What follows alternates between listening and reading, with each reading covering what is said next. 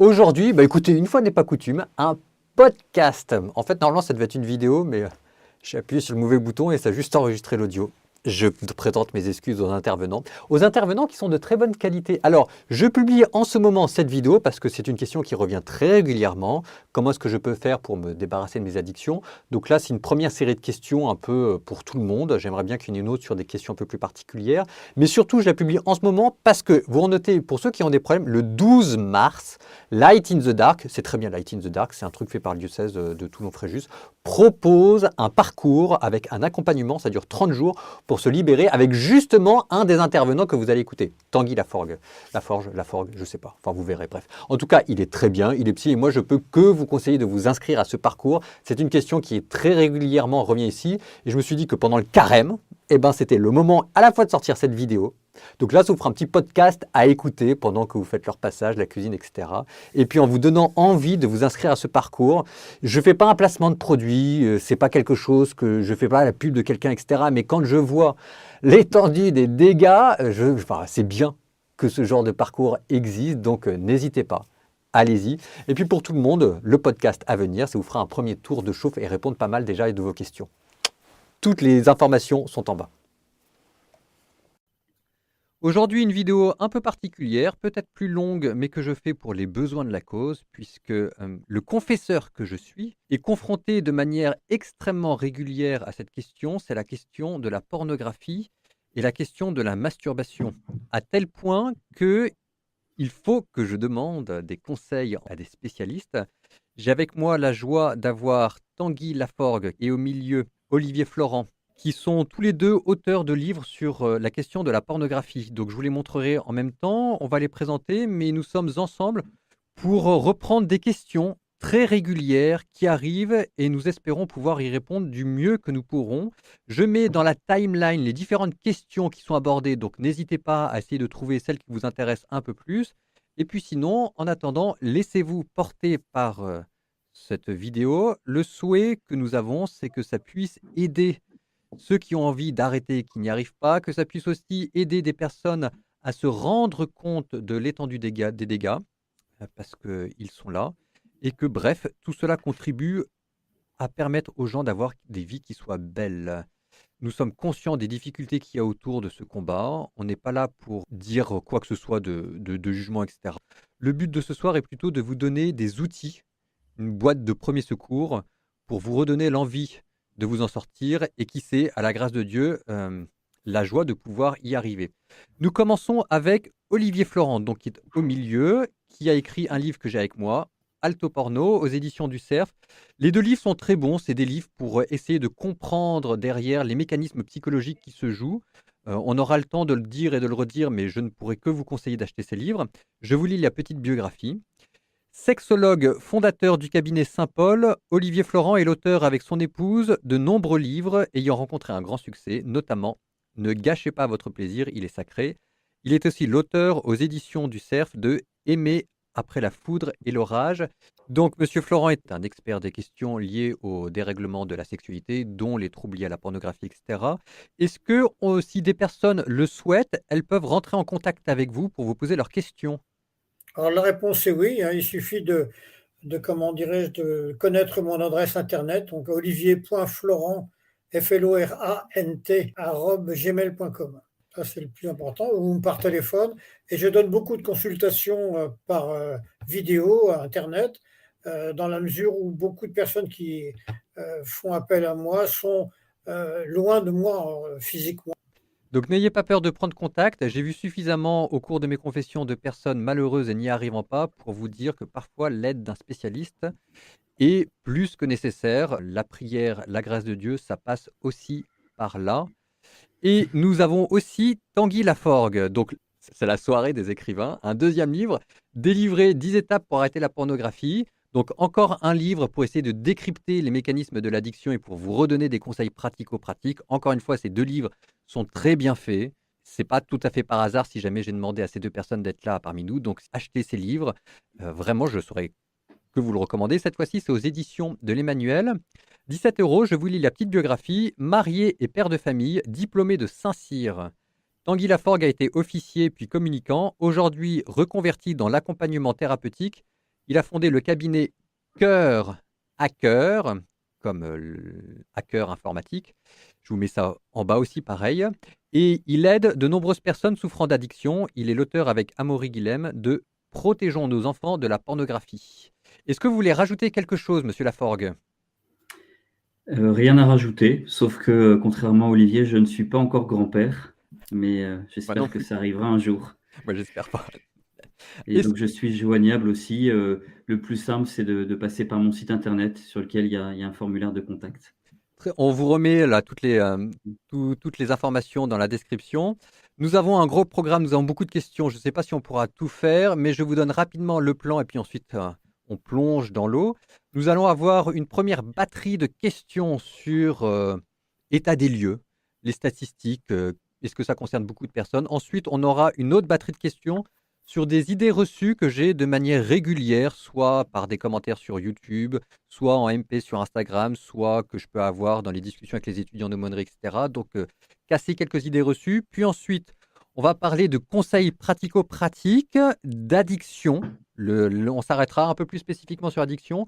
Et on aura une dernière partie sur des questions un peu plus précises et un peu plus délicates, sur des questions que moi, je me pose en tant que confesseur, parce que parfois, je suis confronté à des problèmes qui sont difficiles. Nous aurons, faites attention, nous aurons au cours de cette vidéo parfois un langage cru. Je sais que nous sommes sur YouTube et que peut-être des enfants de 12 ans, 13 ans tomberont sur cette vidéo. Malheureusement, c'est peut-être nous qui aurons encore le langage le moins cru. On parlait de statistiques. Moi, quand j'étais professeur, on me disait qu'il y avait un enfant de 6e sur 2 qui avait déjà été confronté à la question de la pornographie.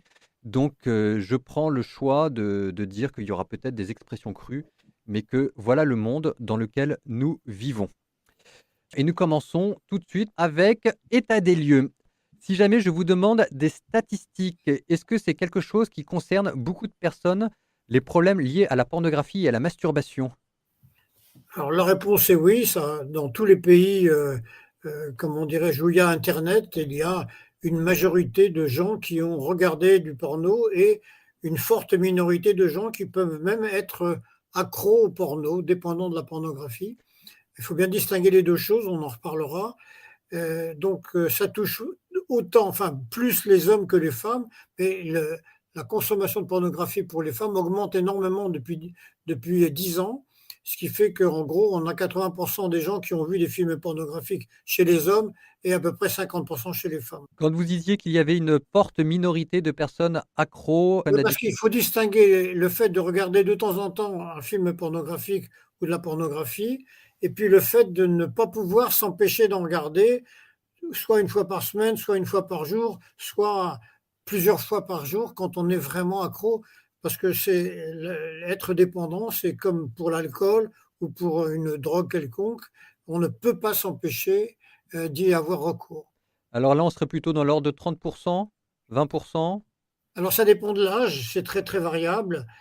Chez les jeunes, on peut considérer déjà que à 80%, ils ont déjà tous vu un peu du porno avant l'âge de 14 ans, que les plus jeunes commencent à regarder avec les téléphones portables, si ce n'est le leur, du moins ceux de leurs amis dans la récréation au collège, avant même l'âge de 10 ans. Ok, moi je rajoute juste en tant que prêtre que dans les confessions que je reçois, c'est environ une confession masculine sur deux.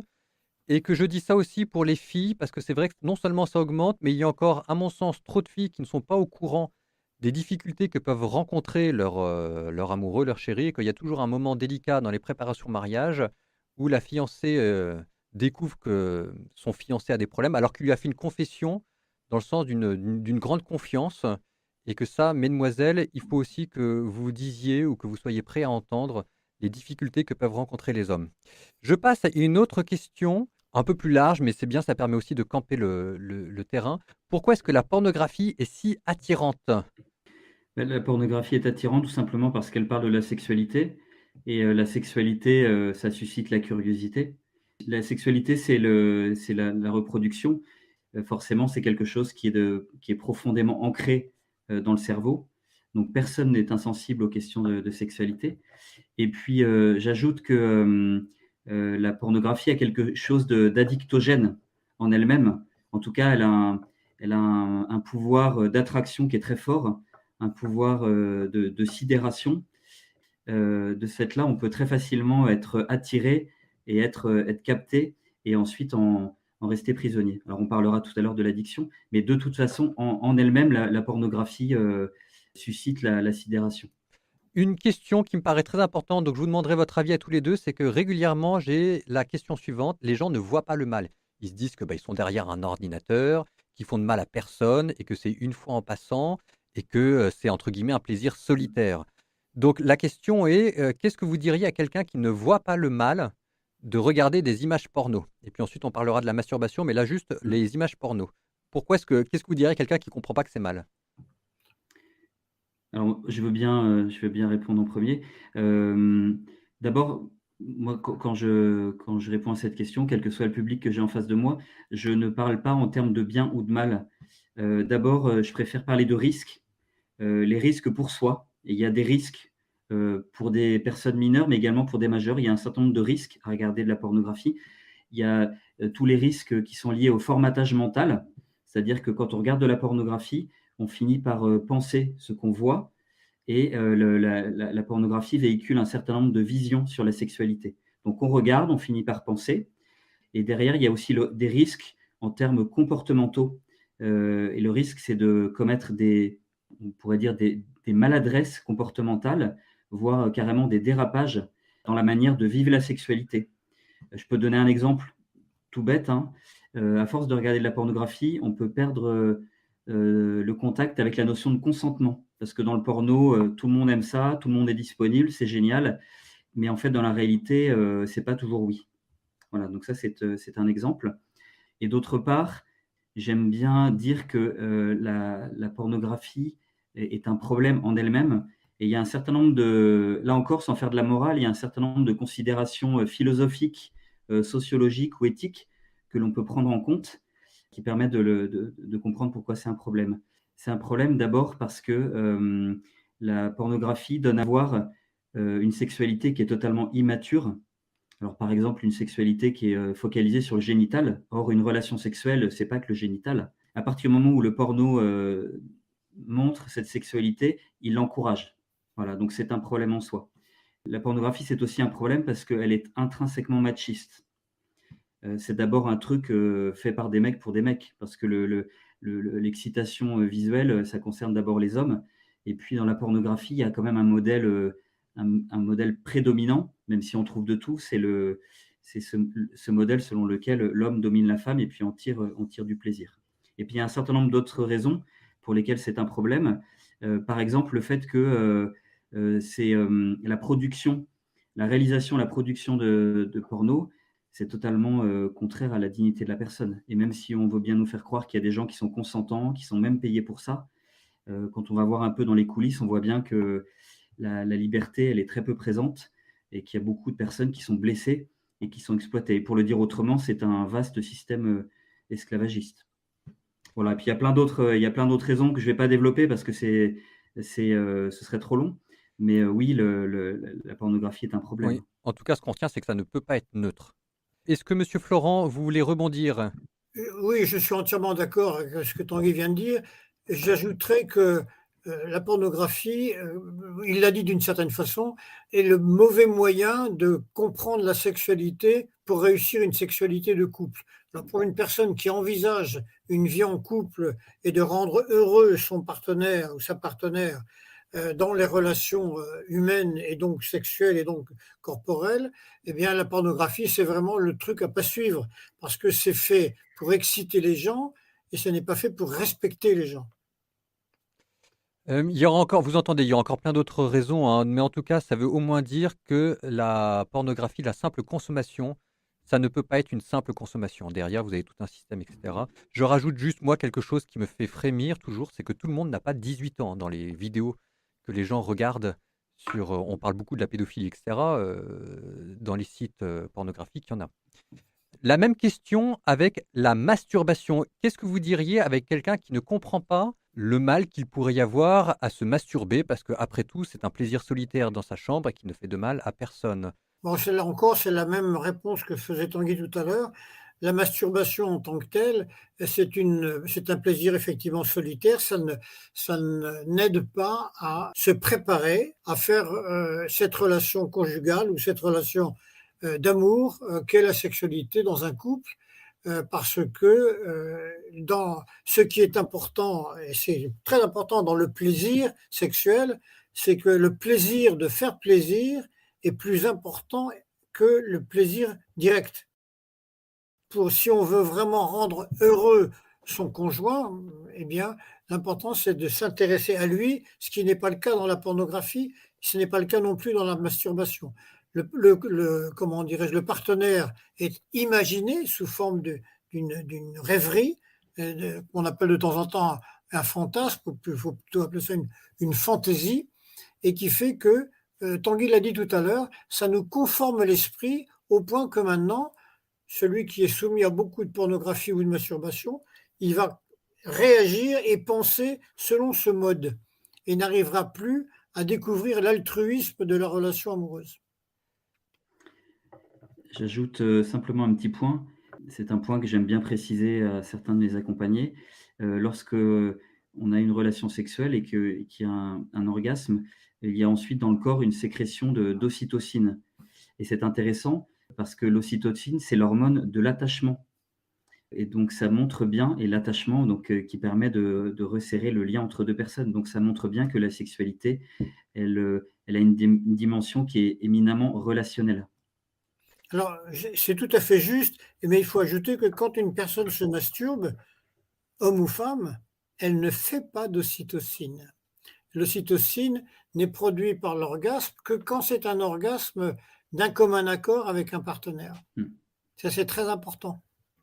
Ce qui explique sans doute pourquoi il y a toujours eu peut-être même si se masturber, ça fait plaisir, on ne pourra pas dire le contraire, c'est pourquoi il y a peut-être toujours aussi une petite insatisfaction quelque part. Quoi qu'on en dise, c'est difficile d'être fier de se masturber. C'est quelque chose qui doit nous mettre la puce à l'oreille. Probablement que vous étiez nombreux à déjà à savoir tout ça, mais ça m'a paru important de redire au début que c'est mal. Enfin, alors voilà, risqué pour reprendre les mots de Monsieur Laforgue, parce que je sais que c'est des combats qui sont difficiles pour beaucoup de personnes et qu'on n'y arrive pas. Mais au moins une chose, c'est que à défaut que ce soit clair dans votre corps, que ce soit clair dans votre tête. La première guérison, le premier moyen de sortir de tout ça, c'est d'avoir les idées bien au clair sur l'endroit où vous voulez aller, ce que vous voulez vivre. Donc c'est pour ça qu'on a commencé par poser un rapide tour des lieux. On va continuer un petit peu. Alors, une question qu'on me posait, c'est est-ce qu'il y avait des passages dans la Bible? Alors, le prêtre que je suis va répondre. Vous avez, en ce qui concerne la masturbation, traditionnellement, on parle d'Onan, qui est au chapitre de la Genèse. Vous regarderez, c'est peut-être quelque chose qui vous parlera moins. Je vous indique plutôt deux passages dans le Nouveau Testament qui me paraissent plus clairs. D'abord, Jésus, quand il vous parle de regarder. Euh, Vous avez appris qu'il a été dit celui qui ne commettra pas d'adultère. Moi, je vous dis, celui qui regarde une femme avec convoitise a déjà commis l'adultère.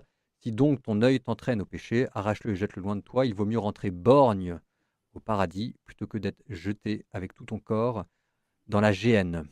Donc c'est même un peu, un peu violent, mais ça c'est bien du Jésus. Et puis par exemple sur la masturbation, saint Paul qui vous dit qu'il ne faut pas satisfaire aux convoitises de la chair, et que je ne vais pas les dire ici, mais vous avez des paroles sur la pureté, l'impureté, qui sont extrêmement claires. Donc oui, la Bible, de ce point de vue-là, est parfaitement claire. Une autre question que je vous pose à vous, c'est est-ce qu'on peut s'en sortir? Oui, on peut s'en sortir, même quand on est bien englué dans une addiction, mais, puisqu'il y a un mais, ça prend du temps et ça demande un engagement de toute la personne. Il faut compter entre, allez, pour faire vraiment une moyenne, hein, parce que ça dépend de chaque personne, mais il faut compter entre 3 mois et 2 ans. Et ensuite, il faut considérer qu'on garde une sensibilité à vie, hein. Je vais prendre une comparaison que tout le monde comprendra. Une personne qui a été alcoolique, même si elle arrête de boire de l'alcool, elle conservera jusqu'à la fin de sa vie une sensibilité particulière à l'alcool. Donc, c'est-à-dire que quand on peut sortir d'une addiction, c'est possible, ça prend du temps, c'est difficile. Et ensuite, il est nécessaire de rester prudent, vigilant et puis humble, en n'oubliant pas qu'on a été addict. Mais dans le cerveau, les circuits concernés par l'addiction ne disparaissent pas. Ils sont là et simplement, ils ne sont pas actifs. Alors, j'ajouterai une chose, c'est que c'est beaucoup plus difficile de sortir d'une addiction si on est seul, isolé, et que la grande force pour réussir, c'est d'être aidé de l'extérieur, soit par un professionnel, soit par une communauté de copains ou autres Mmh. qui se disent ben, on va ensemble sortir. Et ça marche très bien. Et d'ailleurs, il existe un groupe qui s'appelle les dépendants affectifs et sexuels anonymes, qui fonctionne selon le même mode que les alcooliques anonymes, avec le même protocole, et c'est une question d'entraide pour qu'on se sente beaucoup plus fort. On est beaucoup plus fort face à la tentation quand on n'est pas tout seul. Alors vous retrouverez dans les livres, hein, je vous le redis, les 2 livres, d'Olivier Florent et de Tanguy Lafort. Il y a encore plein de conseils et cetera. On les reprendra. Je repose la même question, mais en sens inverse cette fois-ci. Est-ce que ça vous est déjà arrivé d'avoir des personnes qui n'y sont pas arrivées? Et qu'est-ce qu'on dit? Qu'est-ce qu'on fait dans ces cas-là? Ah oui, oui, bien sûr, mais il y a déjà un certain nombre de personnes qui peuvent avoir des handicaps psychiques par rapport au contrôle d'eux-mêmes. Des gens qui ne contrôlent pas leurs émotions et puis des gens qui sont, comment dirais avec des difficultés mentales comme comment dirais-je, l'autisme ou la bipolarité ou la schizophrénie. Là, j'ai suivi un jeune homme schizophrène, soigné par un psychiatre. Il m'avait demandé de, comment dirais-je, de l'aider pour sortir de la masturbation. Et puis finalement, au bout de 3 mois, il m'a dit bah, finalement, non, je renonce à mon projet d'arrêter parce que c'est le seul plaisir que j'ai. Oui, il y a des personnes qui jettent l'éponge, en cours de route. Un ingrédient vraiment important pour s'en sortir, c'est la motivation et donc quand on se lance dans une démarche pour, arrêter, enfin pour sortir de son addiction, il est capital d'avoir une vraie motivation, de l'entretenir et souvent c'est ce qui peut faire défaut. Donc vous entendez ce que vous disiez aussi Tanguy juste avant, ça peut prendre du temps. Et puis Oui, aussi, c'est ce qu'on disait, que c'est dans la tête, donc la motivation aussi, savoir, le oui. sens que vous voulez donner à votre vie et que ne jamais abandonner le combat. Oui, juste un point, ce que vous venez de dire est très important, c'est qu'effectivement, on a besoin d'avoir un sens, une direction générale, savoir qui on veut être, qu'est-ce qu'on veut faire de sa vie. Ça, c'est important. Mais en même temps, pour une personne qui est dans l'addiction, ça peut être très anxiogène de se poser cette question: «Qu'est-ce que je veux faire de ma vie?» Et donc parfois, il faut aller par étapes, trouver une motivation qui soit davantage raccrochée au quotidien, à des petits objectifs, mais pas mettre forcément la barre trop haut. Il est important cette question, in fine, il faudra y répondre, mais pas forcément tout de suite, pas trop vite. Moi, je dois dire que les gens qui viennent me voir, automatiquement, on va travailler d'abord sur la motivation, sur le sens de leur vie. Alors, il y en a un qui arrive très fréquemment, c'est des gens qui viennent de rencontrer, par exemple, une jeune femme ou une jeune fille, ou qui vont se marier, qui sont fiancés, et qui me disent: «J'ai envie d'arrêter parce que je ne veux pas être soumis à la pornographie ou à la masturbation, ou les 2 en même temps, généralement. Quand je serai en couple avec elle, je ne veux pas, comment dirais-je, aborder la vie conjugale avec cette tare qu'est, la masturbation et la pornographie. Donc Al la première motivation, c'est réussir son couple. alors, on va passer à une deuxième batterie de questions, quelques idées reçues. Donc vrai, faux, je vous passe ce qu'on me donne en commentaire YouTube et je vous laisse le plaisir d'y répondre. Première idée, la masturbation protège de la prostate. Vrai ou faux? Alors c'est complètement faux. La masturbation, je veux dire la prostate, elle va contenir le sperme au moment où, on a du désir sexuel, et dès que le désir sexuel est arrêté, même sans rapport sexuel, eh bien, la décongestion de la prostate va être automatique. Et les spermatozoïdes qui sont produits ne sont pas stockés indéfiniment dans la prostate, ils sont mangés par les globules blancs au bout de quelques jours, quelques dizaines d'heures. Autant on a besoin de boire et de manger, on n'a pas besoin d'avoir de la sexualité. Donc voilà, vous entendez, je rajoute juste aussi que la fameuse étude qui a montré qu'il y avait encore ça, que ça protégerait du cancer de la prostate n'a jamais été confirmée et que vous avez plein d'autres études qui disent le Mmh. contraire. Deuxième idée, se masturber, ça peut faire du bien dans le sens où ça permet de découvrir son corps. Ça, c'est plutôt les filles qui me disent ça, que c'est une manière de s'approprier son corps et ensuite quand on passe à, entre guillemets, «la véritable sexualité», d'y aller en connaissance de cause, plus en douceur et cetera. Donc, un phénomène d'initiation. Vrai ou faux? Alors moi je dirais que c'est vrai, effectivement, ça permet de découvrir son corps, avec un risque, c'est d'en devenir esclave.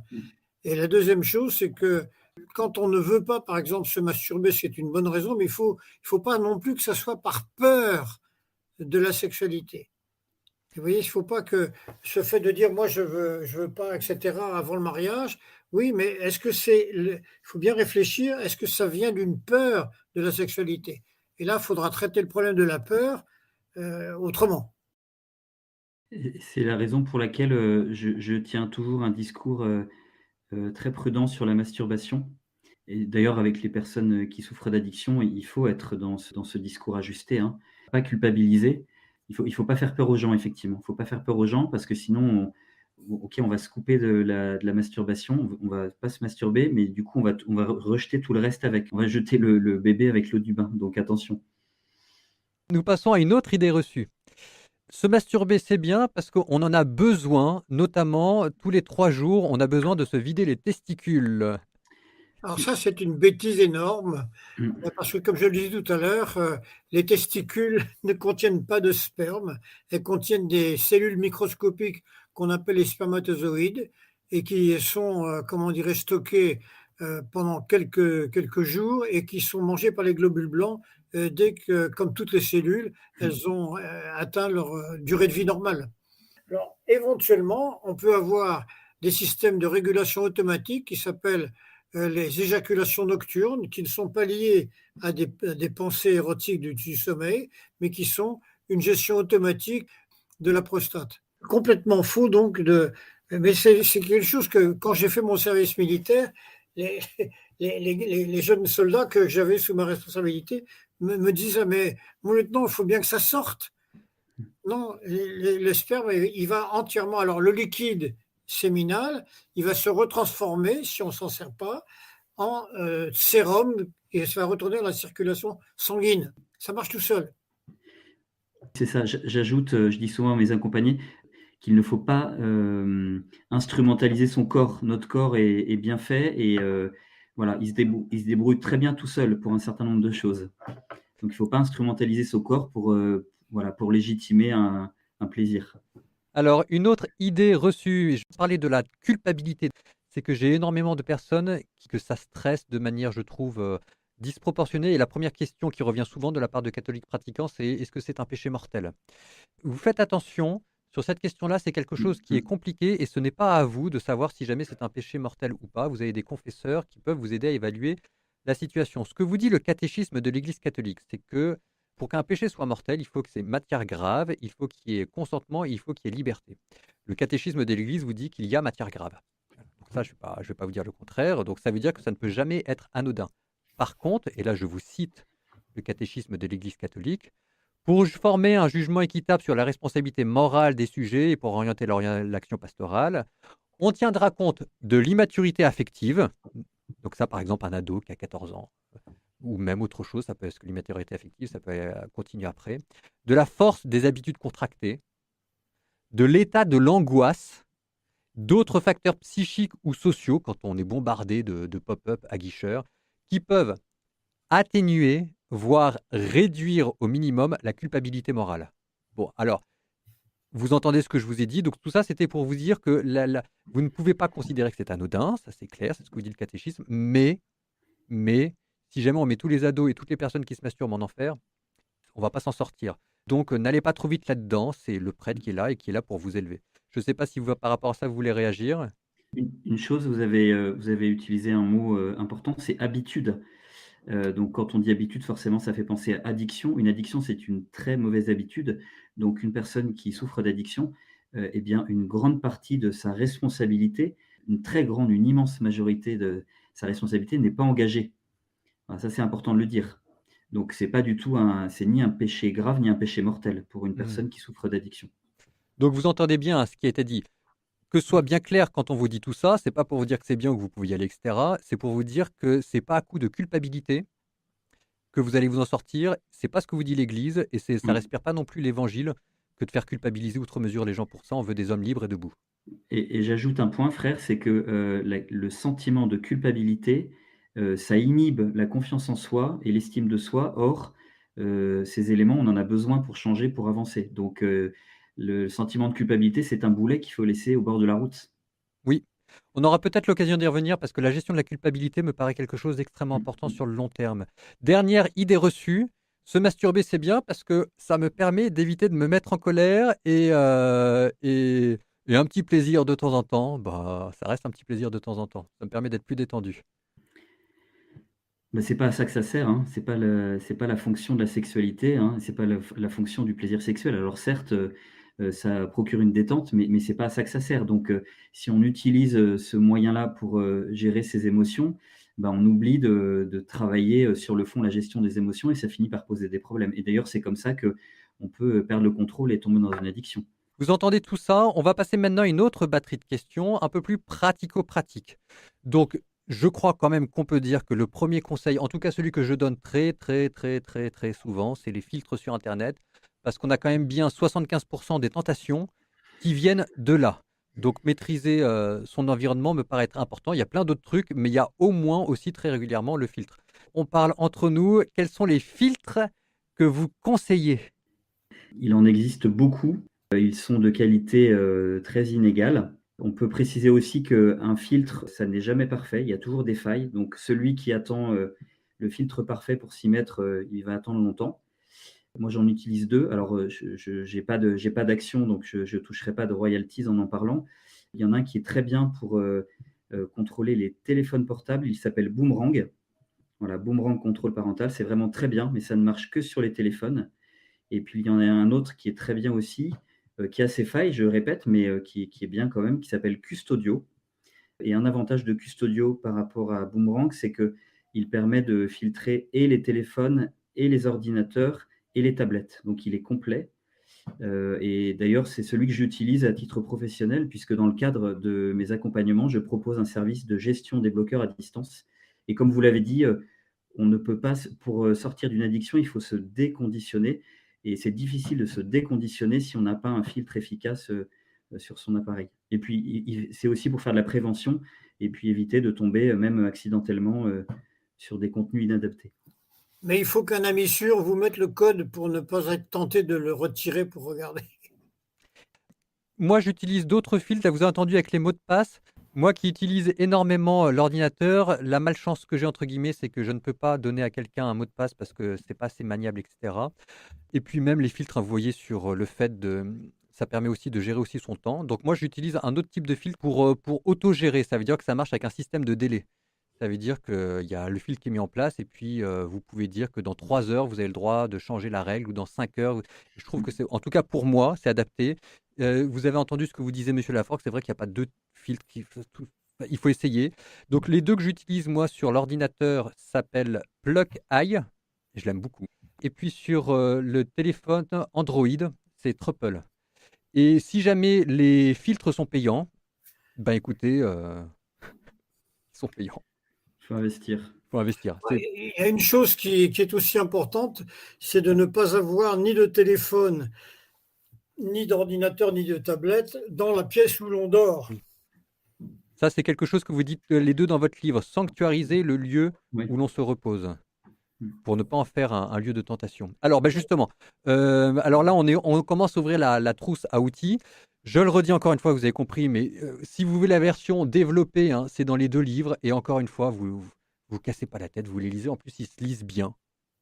Ils se lisent bien parce qu'il y a un petit côté anecdotique ou dans le sens où ça vous fait voyager sur le tour de la psychologie et cetera. Il y a plein de conseils et vous avez besoin de les connaître si jamais vous avez des problèmes et cetera. Donc ça, c'est la version longue. Ce soir, c'est plutôt, la version, trousse, de 1er secours. Donc, la question à 100 points, sur lequel on pourrait revenir, toute une heure, mais enfin bon, voilà. Comment réagir en face de la tentation? Alors, la question de la tentation, on n'empêchera pas les tentations. L'important, c'est de savoir la reconnaître le plus vite possible. En fait, il faut comprendre qu'il y a un mécanisme neurologique, c'est que quand mon cerveau détecte un plaisir donné, que ce soit la nourriture, le sexe ou autre chose, si je réagis dans les 3 ou 4 premières secondes, eh bien, le cerveau n'a pas encore pris le temps d'envoyer un renfort de l'hormone du désir qui est la dopamine. Et donc, si je me dis stop à ma tentation dans les 3 ou 4 premières secondes, eh bien, ça va être beaucoup plus facile de résister. Et si on attend beaucoup plus longtemps, on n'arrive plus à dire non à sa tentation. La première chose, c'est, que la tentation, il faut arrêter de l'appeler la tentation parce que déjà en disant la tentation, on lui donne un pouvoir, qu'elle ne doit pas avoir. Alors évidemment, on se comprend quand on dit tentation, mais parfois une simple pensée qui arrive de manière involontaire à la conscience, tout de Mmh. suite on la voit comme une tentation et du coup, on veut lui sauter dessus à bras raccourcis et en lui sautant dessus à bras raccourcis, on la renforce et c'est comme ça qu'on finit par tomber. Heu Parfois certaines pensées, qui peuvent déclencher des envies, on leur donne une force qu'elles n'ont pas et voilà donc le mot tentation, parfois n'est pas adapté. Mais ce que je voulais dire, c'est qu'il faut avoir conscience que on a autour de nous des stimuli externes et donc c'est ce qui est important, c'est d'identifier tous ces stimuli et puis d'en éliminer, le plus grand nombre possible. Et moins il y a de stimuli, moins les circuits dans le cerveau vont être Bah, activés. Et puis, il ne faut pas oublier non plus que les stimuli, ils sont aussi dans notre tête. Et toutes les émotions et tous les comportements disproportionnés, inadaptés, ils prennent toujours racine dans le cerveau. Et donc, il y a beaucoup de réactions en chaîne addictives qui commencent dans le cerveau par une simple pensée.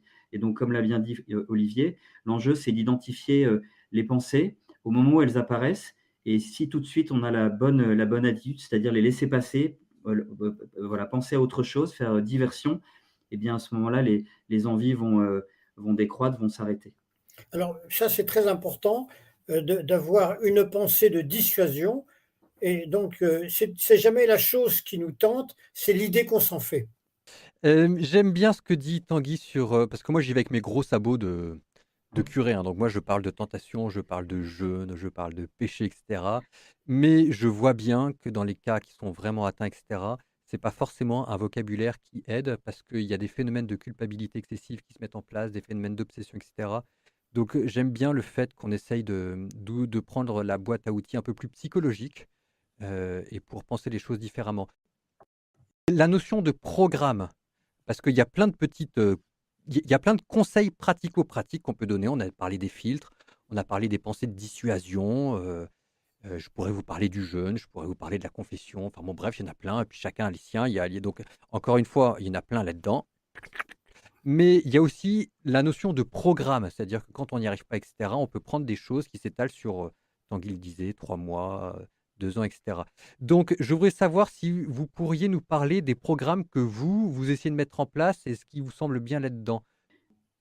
Moi, je fais de l'accompagnement et donc je fais du sur-mesure. Donc j'ai écrit ce livre pour que les personnes qui souffrent d'addiction ou en tout cas qui sont dans une consommation un peu problématique, puissent faire un début de travail sur elles-mêmes. Mais ensuite, les personnes avec lesquelles j'ai affaire, celles que j'accompagne, on fait vraiment du sur-mesure. Donc, j'ai en tête un certain nombre d'outils, une méthodologie globale, mais je m'adapte à chaque personne, à sa situation, à son histoire, et on fait vraiment du sur-mesure. Donc, du coup, je ne suis pas dans une idée de programme. Mais, j'ajouterais que je suis d'accord avec cette idée que, en fait, chaque cas est particulier et que, si possible, il faut le traiter de façon particulière chaque personne. Il faut vraiment, si vous voulez réussir, il faut vraiment, être très, fidèle au programme parce que c'est la répétition quotidienne de l'effort fait qui va marquer l'esprit. C'est pas une fois de temps en temps, c'est tous les jours un petit peu. C'est la même chose que quand on veut apprendre une langue étrangère, il suffit d'en faire un quart d'heure tous les jours, mais tous les jours. Eh bien, la Alors, lutte contre la pornographie, c'est tous les jours. une dernière question, peut-être plus pour monsieur Laforgue, parce qu'il y avait quelque chose que j'avais bien aimé dans son livre. Alors, je vais le dire avec mes mots à moi, c'était maîtriser la voix intérieure, celui que vous appelez Gégé Oui, le plombier. Et oui. c'était qu'on avait, alors, on parlait de la petite voix qui vous susurre des mauvaises Mmh, pensées, mmh. etc. Mais qu'on a en nous une sorte de voix, voilà, qui nous met vers, qui nous donne des mauvais conseils. Et qu'une partie du combat consiste à repérer les mauvais conseils qu'on se donne à soi-même et à isoler cette petite voix en nous qui nous tire, vers la facilité plutôt que vers la Mmh, difficulté. mmh. Alors, il y aurait beaucoup de choses à dire sur cette petite voix, hein. On en a déjà un peu parlé tout à l'heure. Je vais juste donner un conseil.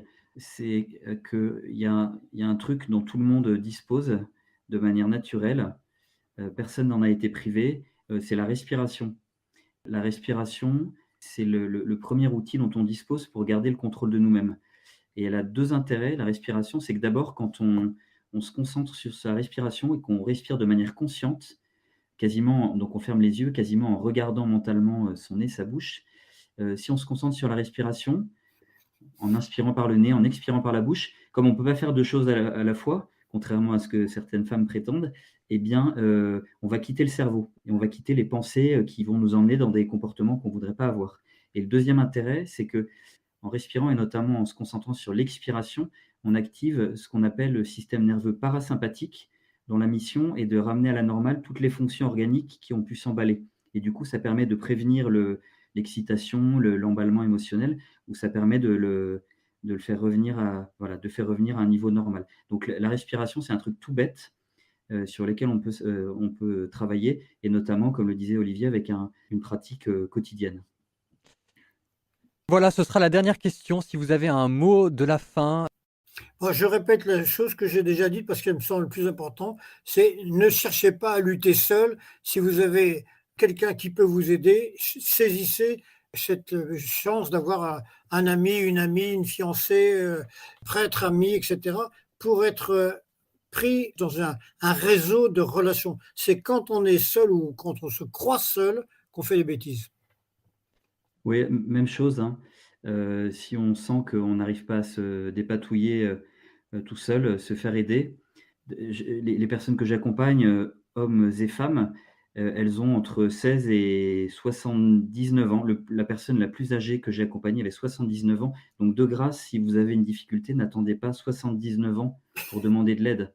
Voilà, il vaut mieux, demander de l'aide à 16 ans, et traiter le problème tout de suite que d'attendre des décennies. Un grand merci pour toutes ces questions. Donc, je le redis, vous allez me dire que je me répète, mais c'est pas grave. Le but de ce soir n'était pas de sortir toute la panoplie, etc. C'était plutôt pour essayer de motiver, pour essayer de vous donner des petits trucs, etc.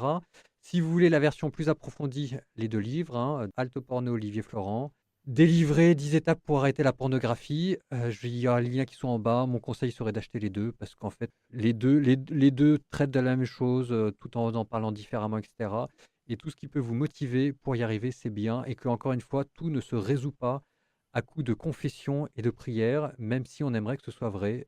J'ai suffisamment d'expérience en tant que confesseur pour vous le dire. Donc, n'hésitez pas à dépenser de l'argent sur les filtres, à acheter des livres. Vous avez tous les contacts si vous voulez rentrer en contact avec Monsieur Florent ou Monsieur Laforgue. Un grand merci à vous 2. Je prie Merci, pour Greg. ce que vous faites en espérant que ça puisse faire le plus de bien autour de vous. Je me rends compte de la difficulté, j'allais dire du ministère que vous exercez, mais oui, je pense que c'en est un. Un grand merci à vous 2.